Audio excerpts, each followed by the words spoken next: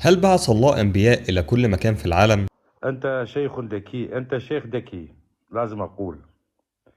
بس عندي سؤالين. الحمد ليش ما لله. طلع نبي بالصين باليابان، بس طلعوا بالشرق الأوسط؟ تمام، سأجيبك. اكتم الصوت لو سمحت. يسأل المتصل يقول: لماذا لا يوجد أنبياء في الصين أو في تلك المناطق؟ لماذا فقط في الشرق الأوسط؟ ومن أدراك أن لا يوجد أنبياء في تلك المناطق؟ من الذي أدراك بذلك؟ الحقيقة السؤال هذا لا اليزيدية تستطيع أن تجيب عليه، ولا اليهودية ولا النصرانية ولا أي دين على وجه الأرض، إلا الإسلام فقط.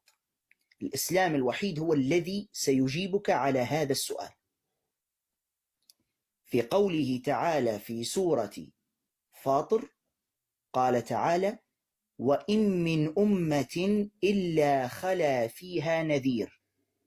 ركز، وإن من أمة إلا خلا فيها نذير.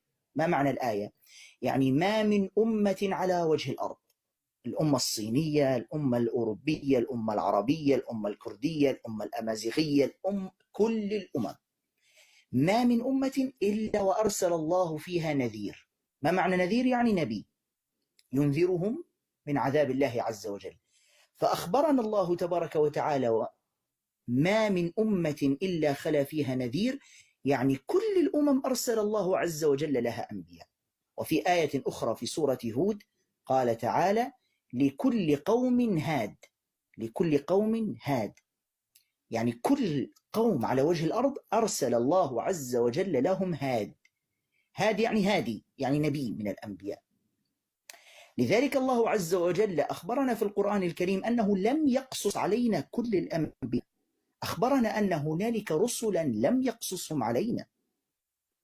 الله عز وجل لم يخبرنا إلا ب25 نبيا فقط في القرآن الكريم، لكن في أنبياء كثر آخرين.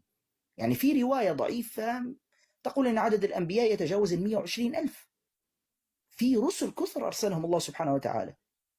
فما من أمة ولا بلد إلا وأرسل الله عز وجل فيها نبي. تمام؟ هذا هو الجواب على السؤال. تفضل. شكرا. عندي سؤال ثاني. نعم. إذا واحد مو مسلم يفوز الجنة؟ لا،